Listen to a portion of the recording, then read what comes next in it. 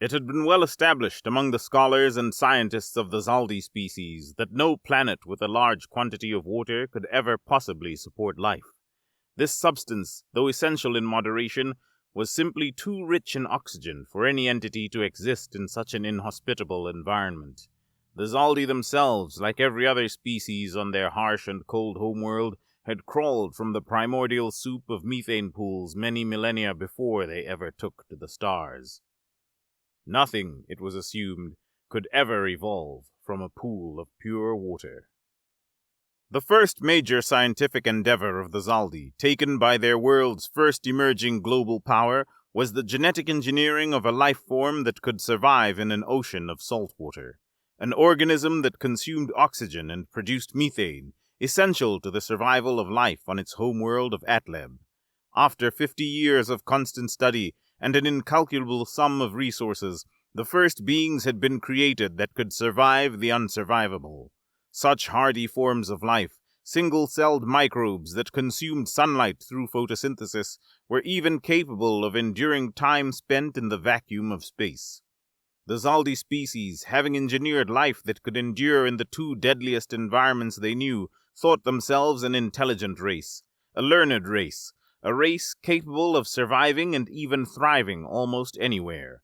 With their ability to endure, to expand, to explore, the conquering of space seemed only a natural next step. Rockets roared into the vacuum of space. Astronauts donned bulky suits, stepping onto the launch gantries to the sound of cheering throngs. Space stations were established. Space elevators came next. Then came the expansion. Their star system's 12 worlds were surveyed, charted, and colonized. 11 contained water. 1 contained life. That one inhabited world, Atleb, had not a single lake or sea of water anywhere on its lush surface. That settled any debate that Zaldi science might have had.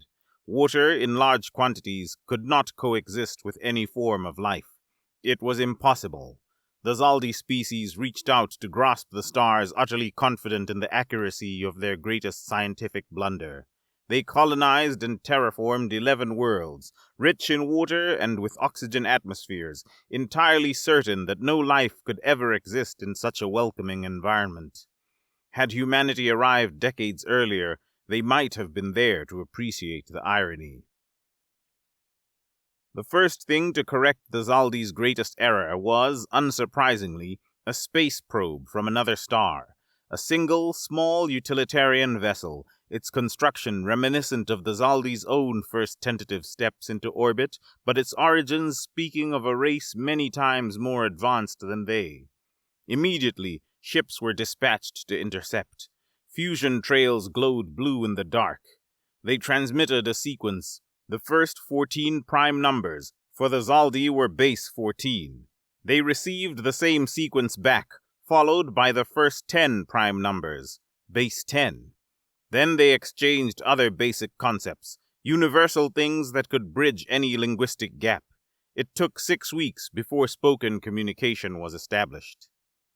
Basic knowledge was exchanged, studied, and exchanged again.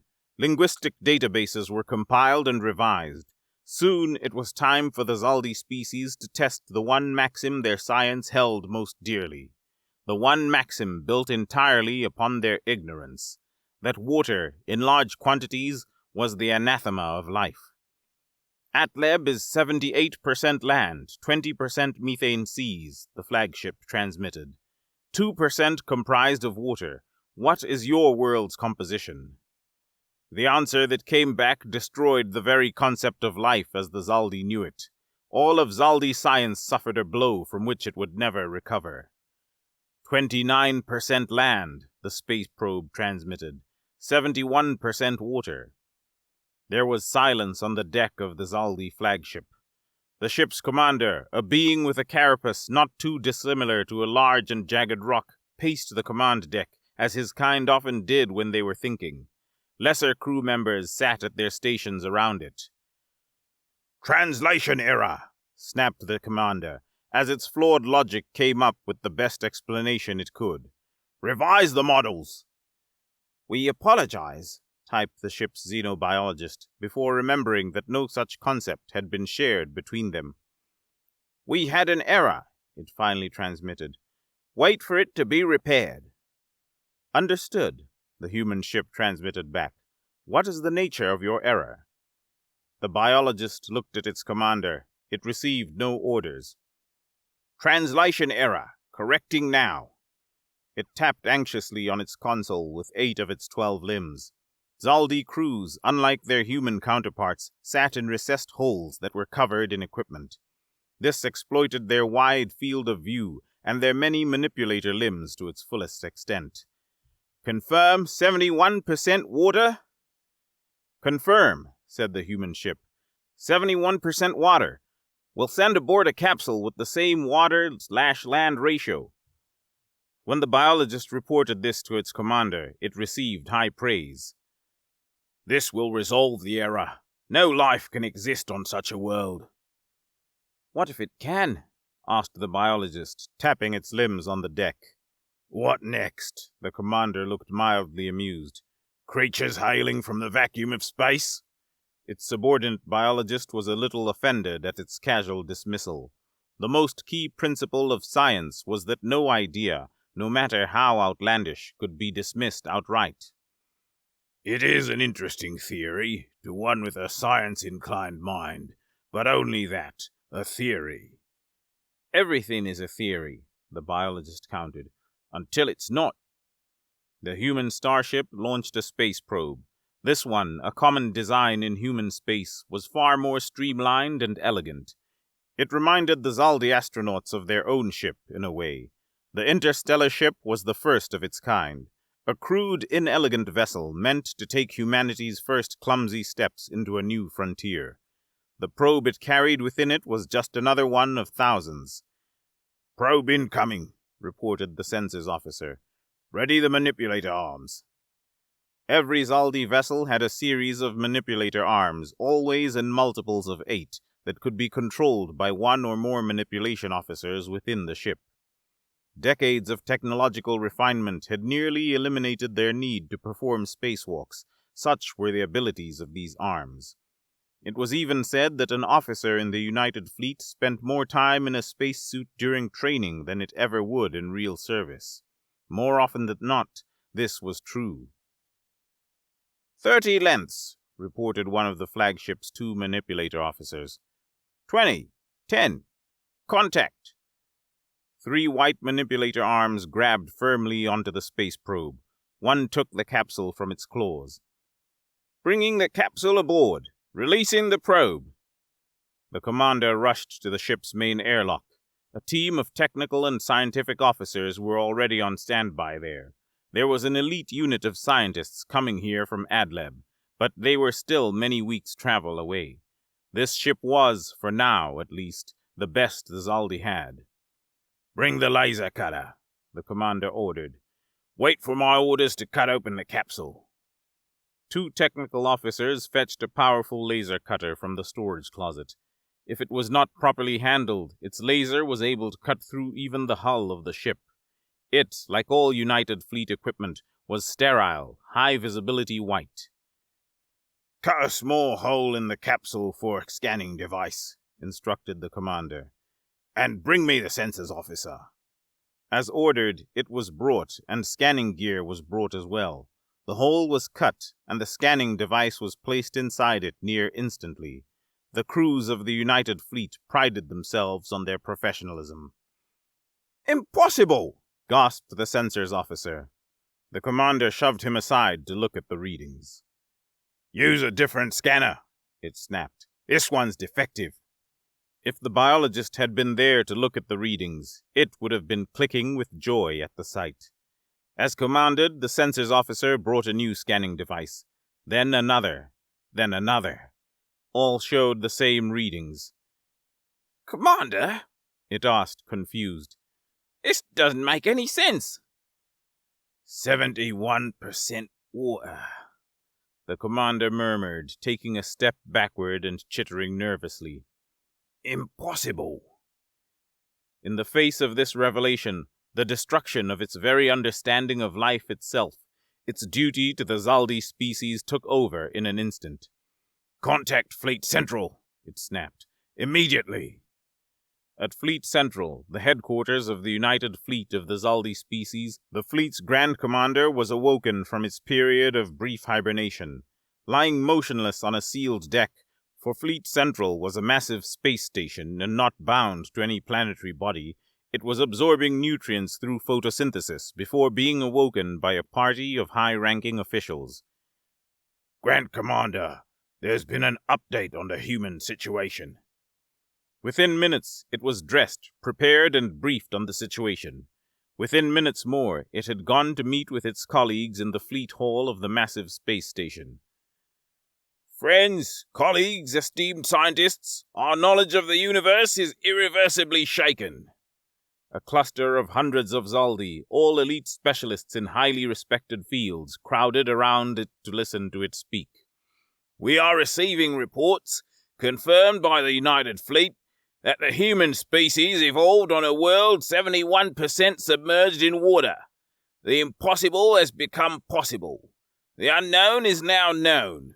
We stand as we have stood since this probe's arrival, beyond the borders of Zaldi knowledge."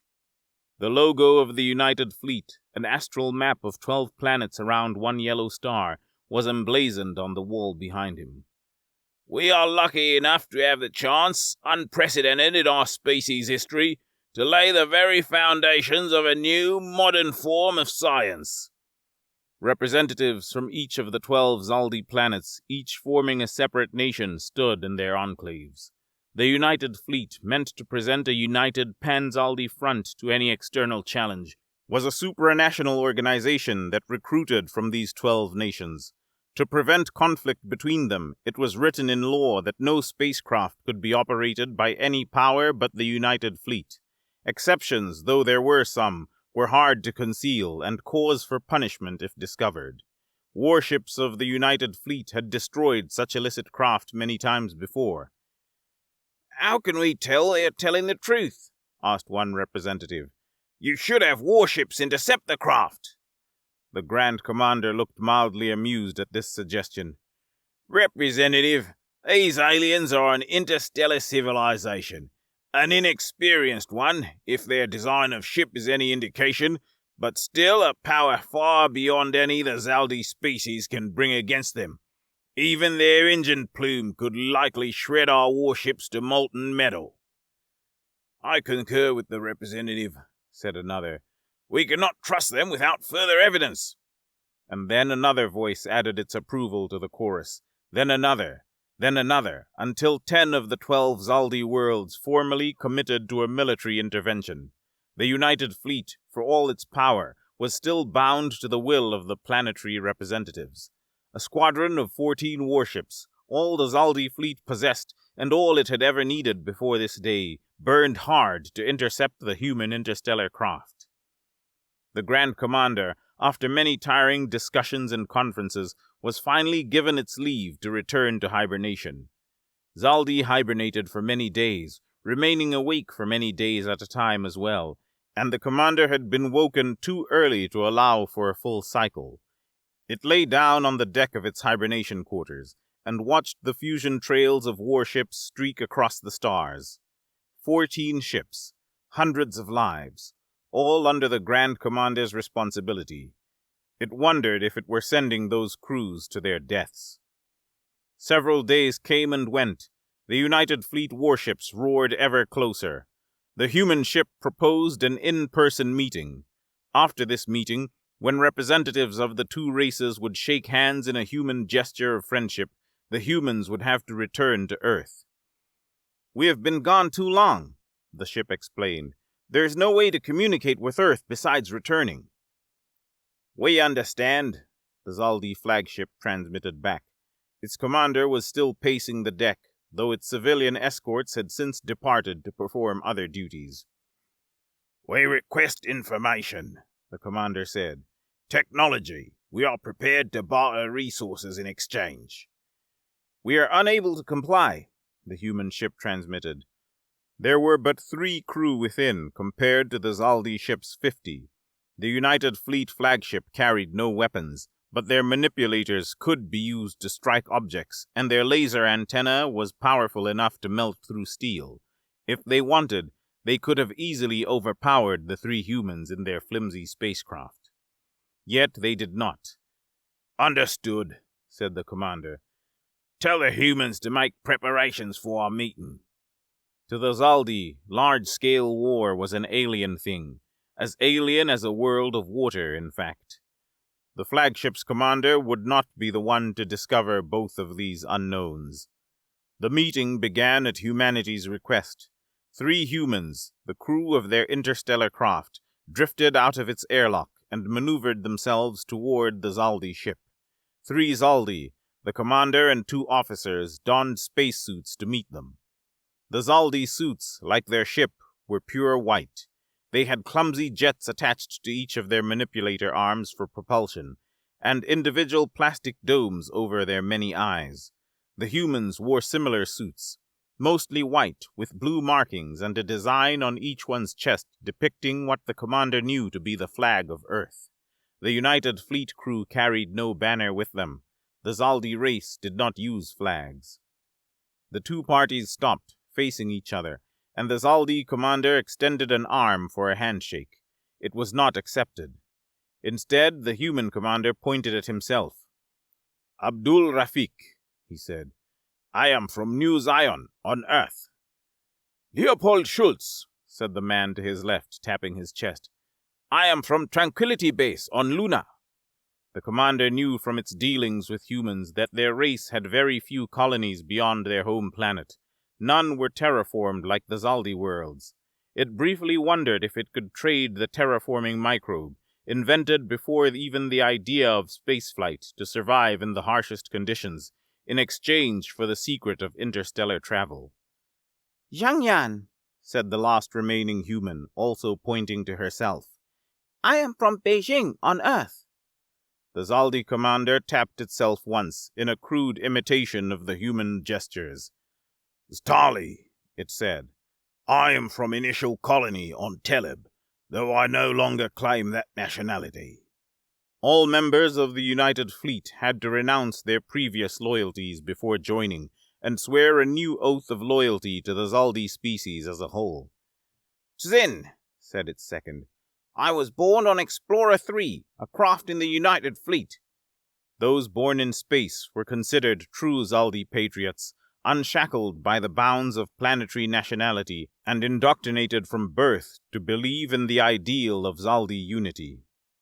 Alxiv, the lost Zaldi crew member, tapped its spacesuit. "I'm from Fleet External, governing station of the Outer System Fleet." Fleet External and Fleet Internal governed and administered the Outer and Inner System fleets, respectively, and deferred to Fleet Central for all matters of great importance. The human commander, Abdul, extended his hand. The Zaldi officer, Ztali, recognized it immediately. It grasped Abdul's hand tentatively in one of its manipulator arms. "In the name of friendship between our 2 species," Abdul said firmly, shaking its hand. The oxygen atmosphere in the human suit would kill a Zaldi in seconds. The methane atmosphere in the other would suffocate Abdul fatally if he breathed it in. The vacuum surrounding them would kill them both, regardless of species. Stali, representative of 10 billion souls and his species as a whole, spoke the motto of his beloved United Fleet. "May we go, united, into the stars." 2 months passed before the human ship's return. 2 months which the Zaldi species did not spend idly. Zaldi biologists clamored for answers, for reasons to explain why their science had been able to remain so wrong for so many decades. The first aliens they met had left shockwaves rippling through Zaldi society, throughout every social and political circle and every walk of life. But none was struck so hard as the sciences. The head of the United Xenobiological Commission, a barely relevant organization up until very recently, resigned in disgrace when it heard the news. Its successor, a bright young scientist from a colony in the outer system, took fast to revising every calculation the Commission had ever made. Humanity's exobiological knowledge, as hypothetical as the Commission's own, now appeared a far more accurate model.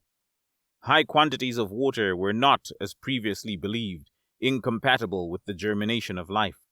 On the contrary, in fact, humanity indicated that it was practically required. And so it was that the Zaldi stood in humanity's shadow, lesser in number, lesser in population, lesser in industry, lesser in science, dwarfed in nearly every aspect of existence by these anomalies, these beings that came from a world they knew meant death to prove just how ignorant their species truly was. The commander of the United Fleet, in a defiant address to the nations of the Zaldi, demanded that this state of affairs not stand. In a vote of 11 to 1, only their ancestral home of Atleb demanding independence, the Zaldi nations were unified under the banner of the Zaldi unity. Atleb found itself blockaded, starved from the interplanetary commerce that had been its lifeblood these past decades. After a month and a half of this bloodless siege, United Fleet warships hovering in orbit as if to mock their apparent impotence, the planetary representatives conceded to all demands that were made. When the human race returned to meet their friends, bearing gifts of technology and understanding beyond any they had ever known, they found a species that had advanced overnight. "Greetings," was the first transmission sent to humanity's ambassadors. They were in a similar model of aircraft to the last one, comprised of a jumble of spacecraft equipment welded around a colossal negative energy drive, but it was bigger, more powerful, and far better equipped to the task it would undertake. This vessel, the United Earth starship Venturer, was in dry dock for a year before the news of alien contact was broken. Its purpose was to survey the one potential colony mankind had seen, an ocean world peopled with vast and myriad forms of life, and assess the possibility of human habitation. Mare infinitum, they would call it, the infinite sea. We are humanity. The new venturer now broadcast to a people who would never swim in such a sea, a people whose primitive science denied mare infinitum's very existence. We come bearing gifts. The Zaldi unity's response was swift and excited. Their flagship, still the same as it was those many months ago, had been waiting at the predetermined rendezvous. "Greetings," it returned the venturer's salute. "We are the Zaldi. We are united. We are ready to embrace the future." This time, Commander Ztali was alone as it crossed the vacuum between the two ships. The Venturer, nearly 300 meters long, dwarfed his primitive flagship. Ztali could pinpoint components on its hull that it recognized from its own species' designs, but all were larger, all were novel, and all were superior. It had once weighed its chances in a boarding action against humans, more than 2 months prior, when their first tiny craft made its way to Zaldi space. It knew intrinsically that no such boarding action could happen to the Venturer, not even a warship of the Unity, though such designs were always meant more for law enforcement than actual combat, would stand a chance against this great metal hulk. A hatchway in the Colossus' side opened up, and a white-suited human floated out to wave Ztali in. Ztali's HUD translated text automatically, so it could read the technical labels on the strange man-made equipment. It knew the cameras on its suit would be recording everything for review at Fleet Central. "Commander Ztali," the space-suited human addressed it. "My name is Sarah Tills. I've been appointed the ambassador for humankind. I and a small crew would like to stay in your star system, if at all possible." She spoke using a translator chip, standard in all spacesuits to deal with language barriers. Zaldi crews in the United Fleet, hailing from 12 very different worlds, had used similar equipment to speak to their colleagues and crewmates.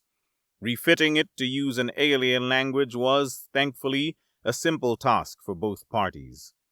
Ztali hesitated. It tapped its manipulators against the airlock floor.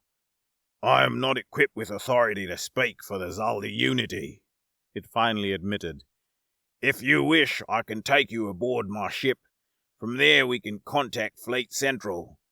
In the days following total Zaldi unification, Fleet Central had been named the capital of the Zaldi species. "Oh, of course," Ambassador Tills exclaimed. That would be wonderful. All her life, she'd dreamt of finding friends among the stars. Now her dream had become a reality. The human race was blessed indeed. The human astronaut opened a pocket in her suit and handed Commander Zatali a computer drive. "What is it?" asked Zatali. A data bank, said Ambassador Tills. All of humanity's research so far, theoretical and practical, on extraterrestrial life. Zaldi science in that sector had been entirely overturned. There was now far greater interest, sparked by the arrival of actual and literal aliens, but they had to start all the way from scratch. Knowledge in the field of xenobiological research was worth more than any other to the Zaldi, save for the secret of humanity's FTL drive. Commander Zatali took the data drive as if it were made of gold. "Thank you. On behalf of my species, thank you." It turned and gestured toward the flagship, the Unity. "I would be content to welcome you aboard my Unity." His Unity, his flagship, his pride and joy. It was tradition in the United Fleet for captains to address their spacefaring vessels in this fashion. It harkened all the way back to the first explorers on Atleb's methane seas, who plied the unknown in boats of sturdy copper and dared to risk their lives in search of new discoveries. The desire to know more was universal among sapient life. The Zaldi fleet's flagship, their greatest asset as they ventured into the unknown, was 100 meters long, pristine white on all sides and vaguely cylindrical. A massive fusion thruster was positioned at its rear, and a powerful sensor array sat fully charged at the bow. It had been probing the interstellar craft Venturer since the second ship's arrival. 3 of the Unity's 4 laser communicators were active, beaming a constant stream of information live at the speed of light. Technicians and officers stationed at Fleet Central, Fleet External, and the planet Sanleb gave constantly updating orders and feedback. Thousands of Zaldi, all the best in their field and very many being the best in their species, were actively involved in this historic second contact. A massive centrifuge revolved around the main hull of the Unity. The Venturer, like most Zaldi ships, relied entirely on her thrusters to generate G-forces and produce artificial gravity. Unlike most Zaldi ships, her drive was much more efficient, allowing it to be used constantly instead of in short bursts. Humanity's fleet, though still mostly confined to a single star, had long since discarded the Unity's centrifuge system as costly and unnecessary. Once again, they had the Zaldi beat. "This centrifuge is the crowning achievement of our space fleet. Vital to certain experiments, it can be run only in adjustable gravity," Commander Zatali explained. "Do humans use centrifuges?" On stations, said Ambassador Tills, maneuvering alongside her host to an airlock in the central hull. It was mostly filled with fuel tanks for the fusion drive, necessary for long journeys, but vital technical equipment was also commonly stored there. Not ships. Our fusion drives provide thrust gravity. "We use a similar method," Zatali said, grabbing firmly to the steel of a manipulator arm. They were equipped with handholds to help with maneuvering astronauts. Slowly, guided by a manipulator officer on the Unity's command deck, manipulators grabbed Zatali and its guest and guided them into the airlock. "Why the manipulator arms?" Ambassador Tills commented. "Seems unnecessary." "Tradition," explained Commander Zatali. "In the early days of spacefaring, manipulators would perform auxiliary roles as lifelines to drifting astronauts. If a crew member lost their grip during extravehicular activities, a manipulator officer could bring them in with an arm." "Why not use tethers?" asked the ambassador. Commander Zatali paused. "I do not know," it eventually confessed. "I am not an expert in our past as spacefarers, only the present." They entered the airlock, pushed gently by 2 massive metal arms. The outer hatch sealed shut behind them. The room began to fill with methane gas. Ambassador Tills checked her suit's outer sensors. "I understand you cannot breathe methane," said her host. Here is an oxygen bottle. The Zaldi Unity would not like to see you suffocate. It handed her a large orange bottle, with the Zaldi symbol for toxic emblazoned on its side. We use oxygen for experiments on occasion. Sarah Tills waved the bottle away. Thank you, but no. My suit has 4 hours' worth of air. Understandable. The airlock opened. Commander Ztali floated through it, followed by his guest. I will take you to the command deck. From there we may speak to Fleet Central. It handed Till's data drive to a passing officer as it floated by. Safeguard this drive and copy the data. Immediately. The Zaldi officer took the drive reverently and scuttled off down the cylindrical hall. There were panels on the walls meant to deploy into steps for a stairway under thrust gravity. But the main method of locomotion most crew members were using was a series of handholds along the outside of the hall. The airlock, Ambassador Tills had noticed, was designed so that it could be used in thrust or zero gravity. What do human ships look like? Asked Commander Ztali. A passing crew member, one of the engineering officers by the look of it, cast a few glances at the newly arrived human. Very few Zaldi had had the chance to see one in person. None had been seen outside their protective suits. Only the elites at Fleet Central, external and internal, plus a few devoted others even had detailed records on what a human might look like.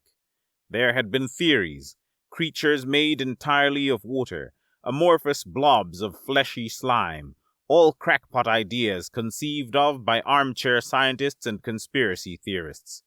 Some even believed that humanity's idea that water planets had a chance of supporting life was pure deception. This was a belief entertained by even prominent scientists, all sapients of great repute and respect. No member of our species has seen much about humans. Human ships. Well, there's a lot to go on. Ambassador Tills paused, thinking. The Lunars make fast, small, sterile craft, since Luna is low gravity, so they need less fuel to reach orbit. They don't even need space elevators. Space elevators? What is this term? Asked Commander Ztali. The Zaldi Unity had no space elevators, as they were direct tethers between planets and space. Under the previous doctrine, where only the United Fleet was allowed space travel, such elevators were forbidden to be built. Oh, space elevators are space stations connected to a planet via strong cables, Sarah Tills happily explained. She was overjoyed at even speaking with an alien, much less asking it questions. We use them to ship materials and personnel out of the gravity well. I see. We call these stations orbital relays, said Commander Ztali, floating down the hall. They were forbidden up until very recently. Planetary authorities were not allowed to own space equipment for fear of war between worlds. Ztali reached a hatch at the end of the hall, reading Centrifuge Corridor 3 in Atlebi. The Zaldi Unity used Atlebi, the most widely spoken language, for all official writings and communications. The United Fleet used space planes, spacecraft capable of atmospheric travel, to airlift crews. Materials was harvested from asteroids and food was grown in hydroponic farms. It explained. This way no planetary authority could have power to exert on the United Fleet.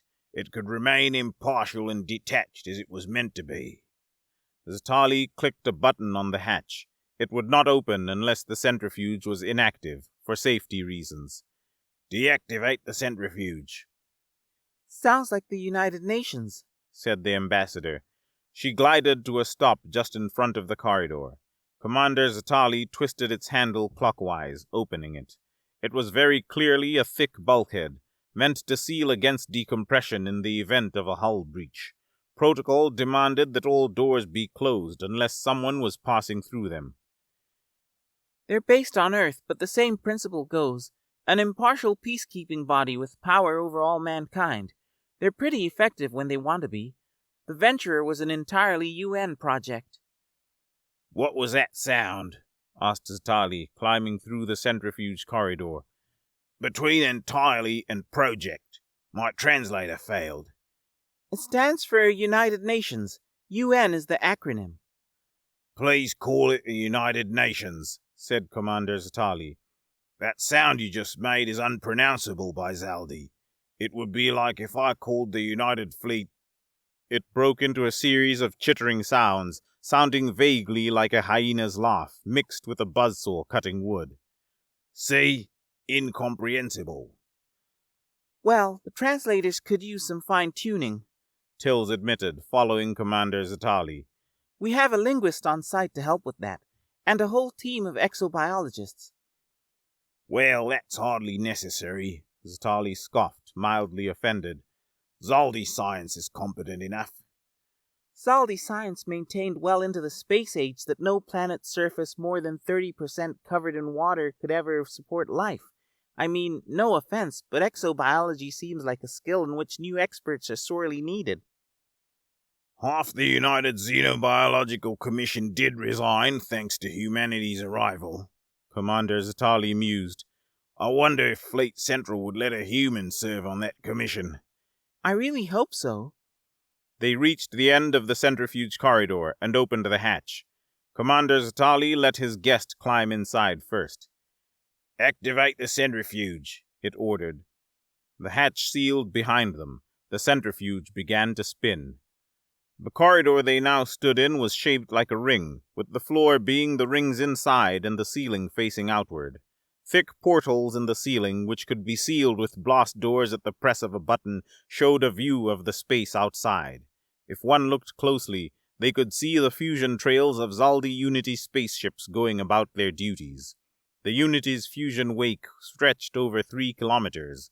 Zatali did not want to know how long the Venturer's was. What's Atleb's gravity like? Asked Ambassador Tills.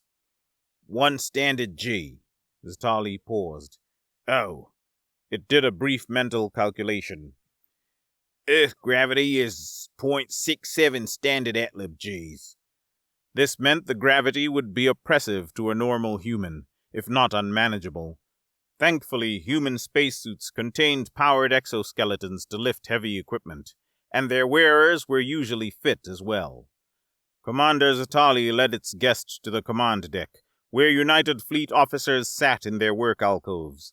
They all greeted it as it entered, too professional to pay their human visitor any undue attention. The best of the Zaldi were very good at their jobs. Open a channel to Fleet Central, Zatali ordered. It was done. Fleet Central, this is Unity. Venturer has arrived on schedule, bearing a gift of good faith in the form of xenobiological research data. Ambassador Sarah Tills, representing the human organization United Nations, requests permission to remain in Zaldi space while her vessel departs. It looked at Ambassador Tills, who nodded. Commander Zatali was the only Zaldi alive who understood the gesture. Response, barked the communications officer. Fleet Central thanks the United Nations for their gift and grants full permission for permanent habitation. Fleet Central also queries why their vessel is leaving. Commander Zatali turned to the only person there who'd know. She gave it an answer. The Venturer is a planetary survey ship. We were originally meant to scan the planet Mare Infinitum in the Tau Ceti system for colonization potential. Latin translated about the same as English. Humanity had discovered an infinite sea. Infinite sea? Commander Zatali gasped. The chair of the United Xenobiological Commission would probably have to resign again after this revelation. Already, Zaldi xenobiologists were beginning to disregard what they saw as an impossible form of science. It seems impossible to colonize, Zatali reasoned. No Zaldi would set foot on that world. Very few could survive the attempt. Well, we're not Zaldi. Ambassador Tills tapped on her wrist controls. Let me send you the initial survey file. Commander Zatali forwarded this to its systems officer, who was already busy compiling the research gift to send to Fleet Central. If I may, I am authorized to trade human technology in exchange for resources or materials. A material base this close to Mare Infinitum could be useful to establish a colony, and negative energy drives would advance Zaldi spacefaring by leaps and bounds. You should consider it. Commander Zatali did consider it. It ordered a message to be sent to Fleet Central, apprising them of the full situation.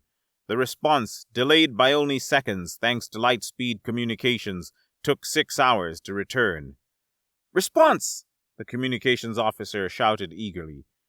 "Mind your tone," Zatali admonished it, rushing over to read the message. "Oh my." "What?" Sarah Tills was peeking over what she assumed was its shoulder. "What does it say?" "I'm to assume your ship departs for infinite sea soon, yes?" asked the commander.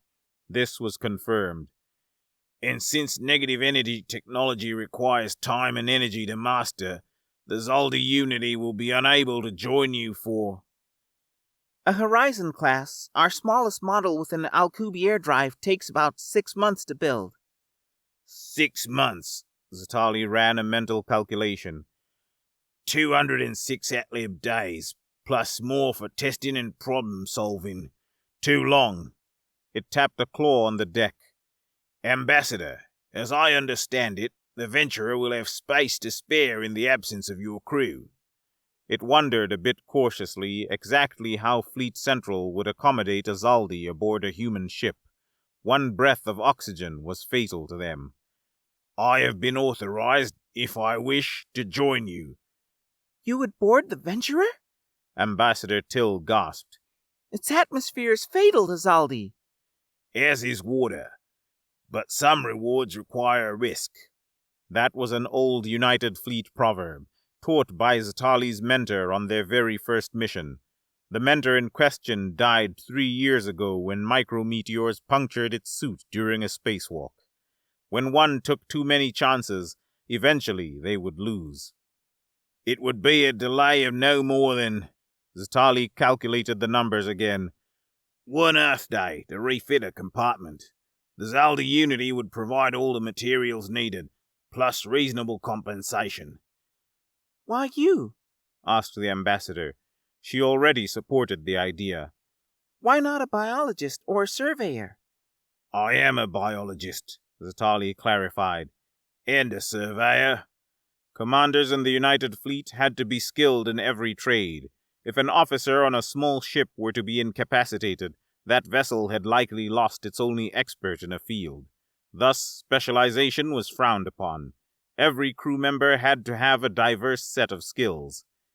"And above all else, I am an explorer." It turned to a computer console, tapping a few brief commands into the control panel. A diagram of Mare Infinitum appeared on the screen. "Humanity was the first to show us our error, to destroy the very foundation of our biological science. It would be an honor to be able to rebuild it." It was decided then and there. 20 hours later, after a pompous ceremony at Fleet Central and a final systems check from the crew of the Unity, Commander Zatali became the first Zaldi in history to venture beyond the orbit of its home star. Within 7 days, it and its hosts would arrive at Tau Ceti.